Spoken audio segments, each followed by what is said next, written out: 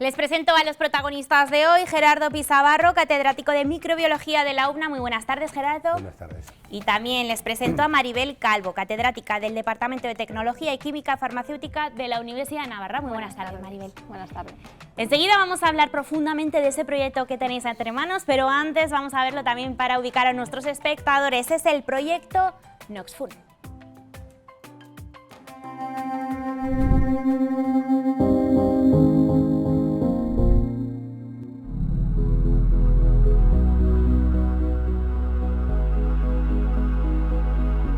NOXFUN tienen como objetivo explotar la riqueza de los basidiomicetos, de hongos del bosque, de setas del bosque, como productores de, en este caso, enzimas que puedan utilizarse, de proteínas que puedan utilizarse de forma aplicada. Buscamos una colaboración con la Universidad de Navarra porque nosotros tenemos la parte complementaria que ellos no tienen, que es la farmacología. Buscar nuevas moléculas, nuevos compuestos. La idea es identificar los genes que codifican esas proteínas para producirlos en el laboratorio y expresarlas y utilizarlas posteriormente.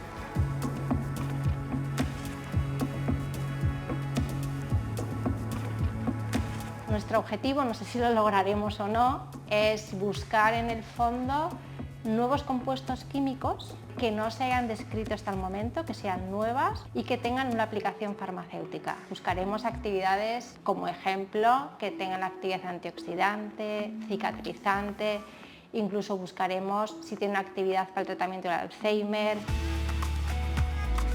Los genes que codifican una cosa que nos interese, una proteína que nos interese, y aunque no tengamos el organismo, somos capaces de sintetizar ese gen en el laboratorio para que luego esa proteína se exprese. Las dificultades más importantes que hemos tenido en este proyecto ha sido lograr sintetizar estas moléculas, porque como son nuevas, pues cada una se comporta de una manera diferente. Ya tenemos producida la proteína, estamos trabajando con la proteína para ver su funcionamiento y nos faltan un par de etapas. Una, lo que se llama el escalado, producir una cantidad más grande para poder abordar otro tipo de experimentos. Entre ellos, la segunda cosa que falta, las aplicaciones prácticas que teníamos previstas. Mi experiencia personal con estos proyectos colaborativos es muy buena porque se crean equipos multidisciplinares de trabajo. Todos nos enriquecemos un poco y aprendemos de la parte, ¿no?, que es como el complemento a la nuestra. Ha permitido establecer colaboración científica, y no solamente científica, sino también académica y de formación de alumnos de las dos universidades, a nivel de tesis doctoral y a nivel de trabajos fin de máster.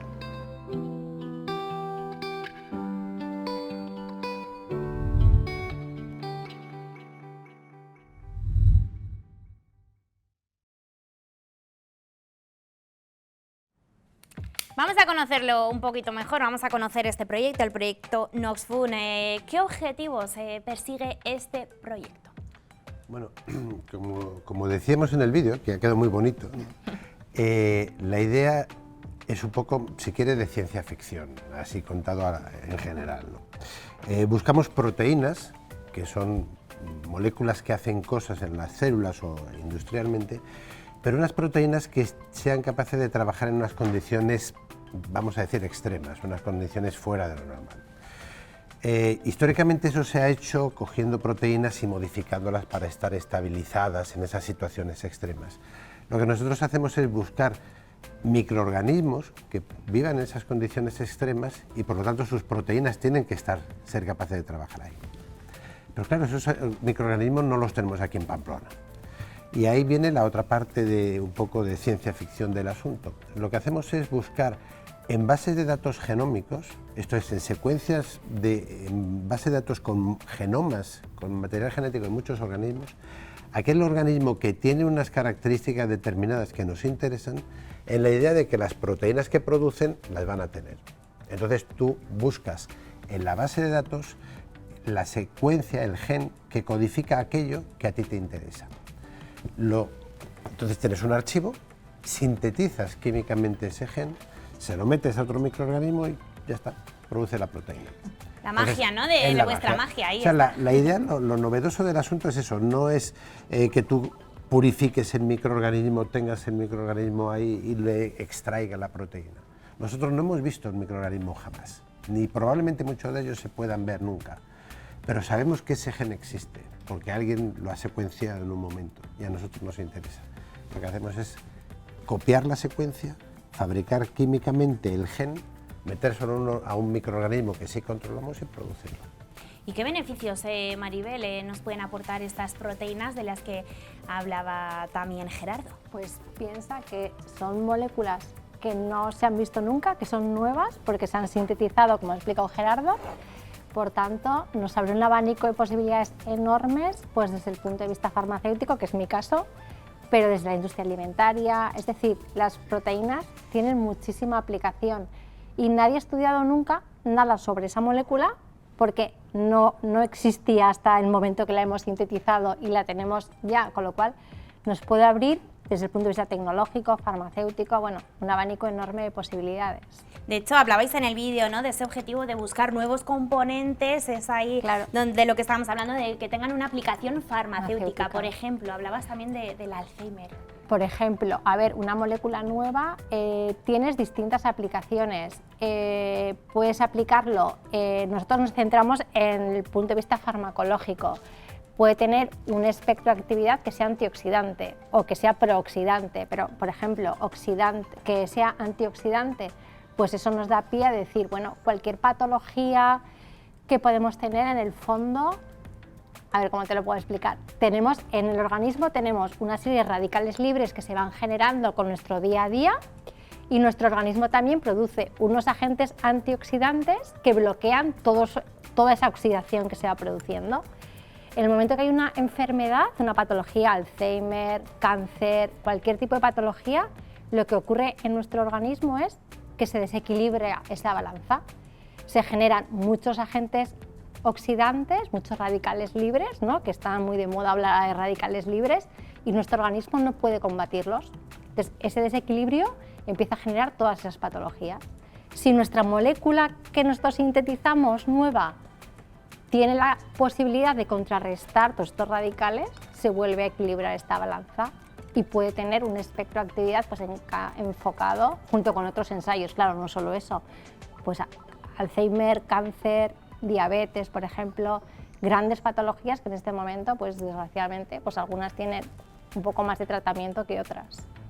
Lo cierto es que, como bien decías, también es un proyecto como de ciencia ficción, ¿no?, que comentabas, esa magia también que está en los laboratorios. Entiendo que es todo un reto el producir esas proteínas en los laboratorios. ¿Lo habéis conseguido o en qué manera? Bueno, sí, hemos conseguido. De hecho, esta mañana me han dicho que tenemos otras 3 más producidas. Eso no lo sabe María. No. Es noticia ahora, novedad. Sí, no, vamos a ver. Aquí hay como dos etapas, ¿no? La primera es lo que se llama en ciencia prueba de concepto, o sea, en Román Paladino es comprobar que la idea que uno tiene funciona, ¿no? Que es posible encontrar una secuencia de un organismo, producirla y expresar eso y producir esa proteína o esa cosa. Bueno, eso, y convencer a la gente de que eso es posible, que esa es otra. Entonces, eso está hecho. Tú puedes sintetizar un gen, tú puedes producirlo y demás. Para la gente de fuera puede parecer una cosa muy sorprendente, pero en los laboratorios se está haciendo ahora de manera muy rutinaria. La otra idea de fondo del proyecto es la de que la naturaleza es capaz de producir cosas más efectivas de las que producimos nosotros. Hay una rama de la bioquímica, de la química de proteínas, que es la ingeniería de proteínas, intentar modificarlas racionalmente para que hagan algo que a nosotros nos interesa. Eso funciona, pero va un poco a trancas y barrancas. La naturaleza, a lo largo de los miles de años de evolución, ha conseguido seleccionar cosas que funcionan mucho mejor. Entonces la idea es, bueno, en vez de intentar nosotros hacer en nuestro corto espacio de vida la evolución que ha hecho la naturaleza, pues vayamos a buscar lo que la naturaleza nos ofrece. Y ahí está la tercera cuestión. Nosotros nos hemos centrado en los hongos basidiomicetos. Eso, dicho así, suena muy feo, pero también en lenguaje de la calle son las setas, ¿no? Tenemos muchísimos productos que proceden de los hongos, pero principalmente de los hongos que forman parte del grupo de lo que diríamos los mohos, ¿no? que se han utilizado mucho industrialmente para producir desde antibióticos a otro tipo de productos, lovastatina, por ejemplo, para controlar el colesterol, etc.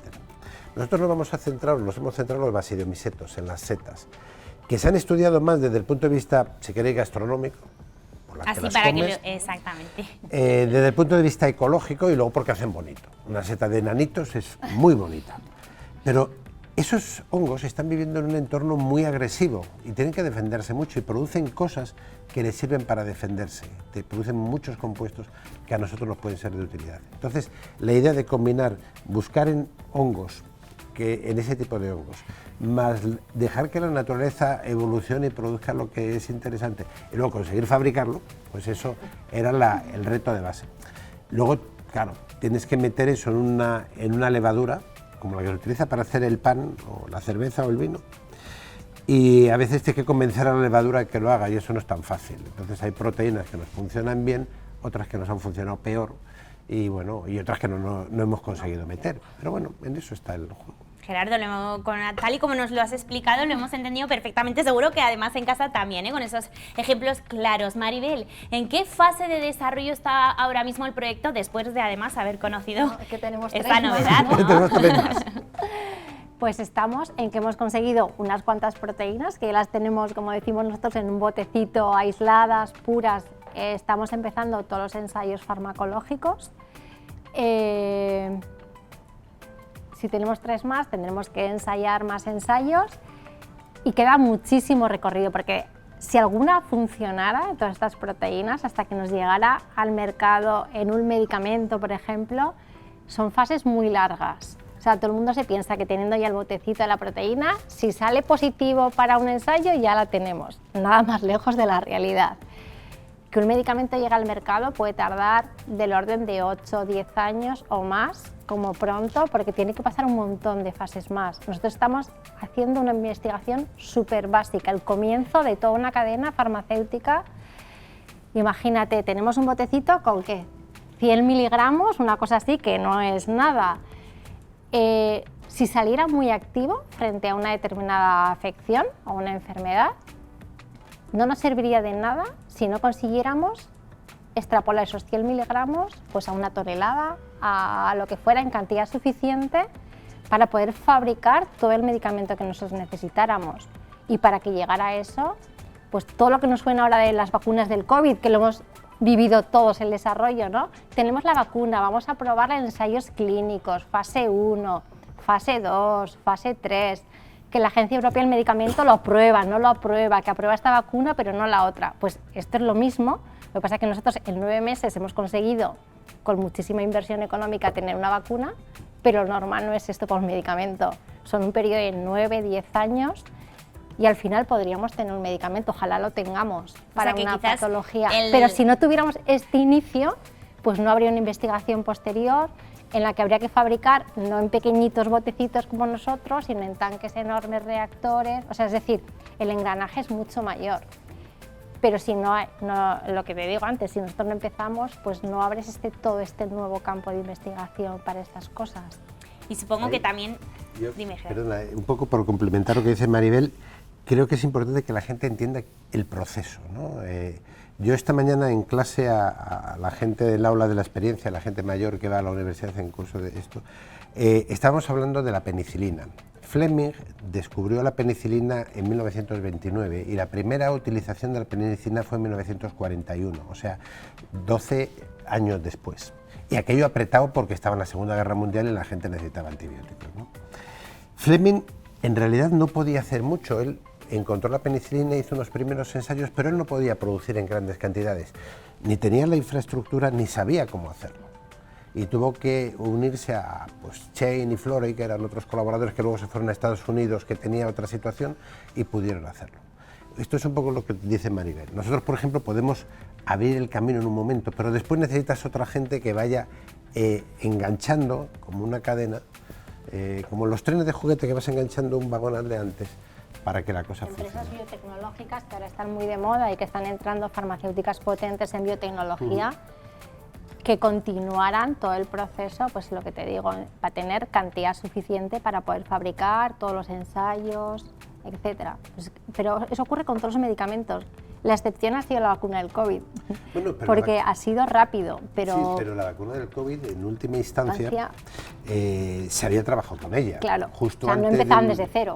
Claro, justo antes del coronavirus había una vacuna contra ébola que se estaba utilizando en un brote de ébola del Congo y de Uganda, que funcionaba con una tecnología básicamente similar a la de Moderna. Perdón, a la de AstraZeneca. A la de Moderna, a la de AstraZeneca. Vacunas parecidas a la de Moderna se habían hecho para cosas animales. Incluso aquí trabajando en el IDAB se trabaja con vacunas de ADN y cosas así. O sea que ahí había un conocimiento previo, no es que las cosas salgan así. Había ya un avance de antes, ¿no? Y desde luego que también lo que comentabais, este proyecto, sin ese trabajo en equipo, sin que fuera colaboración de diferentes entidades, sería imposible. Eso ha sido muy divertido. Gerardo Pisabarro y Maribel Calvo, ha sido un placer conoceros y también un placer conocer este proyecto Nosfun. Esperemos que efectivamente muy pronto veamos resultados. Gracias, de verdad. Gracias. Gracias. Gracias a vosotros.